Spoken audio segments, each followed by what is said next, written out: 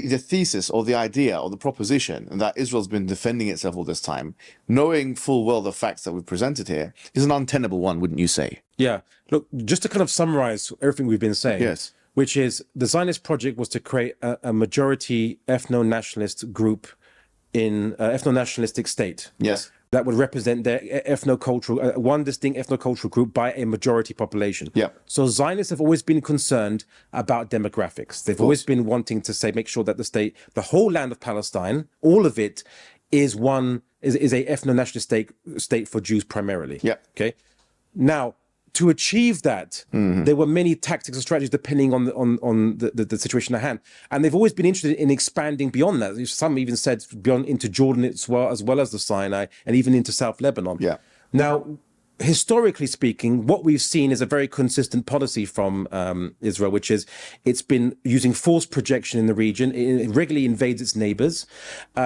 Even those people that oppose Israel but have entered into ceasefire agreements, the Israeli peace or ceasefire looks like low-level military operations. Yeah. So basically, if you say, look, I disagree with the Zionist project, but I'm going to have peace because I don't want my people to be killed, and we don't want to be attacked, are still going to be killed and attacked by target operations, by raids, by drone strikes, by airstrikes, and so on, which happened in Lebanon, which happens in Syria right now, even up to Damascus airport got bombed, regularly.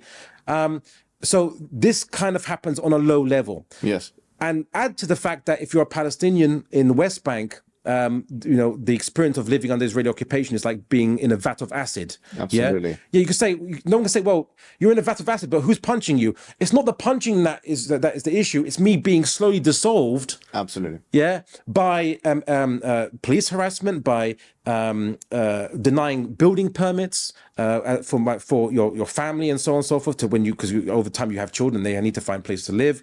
It's by just being shot by police for the slightest concerns that you might be a security risk, regardless of even whether you're a child or what have you. Even just recently, like the previous month, up to 20 to 30 Palestinian kids in the West Bank have been killed. Yeah, that's according to UN reports, even. Right?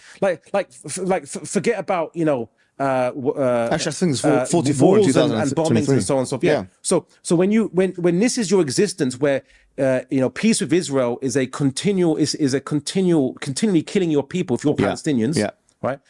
And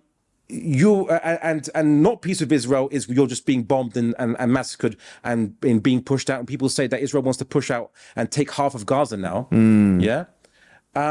You can see that Israel has always been the aggressor. Absolutely. Because it always has had the same goal, always, which is a majority ethno-nationalist state on the whole land of Palestine.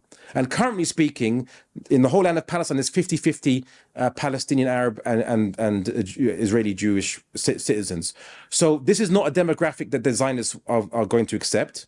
And they're going to aim, and they're always going to continue to pressure the Palestinians, force them to go eventually by continued harassment, continue bombing, until they give up and they just leave, so that they can get their majority ethno-nationalist state over the whole land of Palestine, as Ben-Gurion, as they said right from the very beginning. Which is why they would never accept Gaza and the West Bank as part of Israel, because then they'd have democratic rights for those 2.2 million Palestinians in Gaza, and however many millions, 3 million or more than that, in the West Bank, which would maybe make them a majority, in fact, over 50%. Yeah, they would never give the West Bank and the Gazan Palestinians equal citizenship, because that would be a 50% split. They have to now be between a rock and a hard place. They can't be part of the state, but they have to be attacked, and the grass has to be cut. They have to be pressured, so that slowly over time Palestinians will leave. Yes, and they can get and they always hope there'll be more Jewish migration, so eventually that they can get a majority 80% ethno-nationalist state over the whole land of Palestine.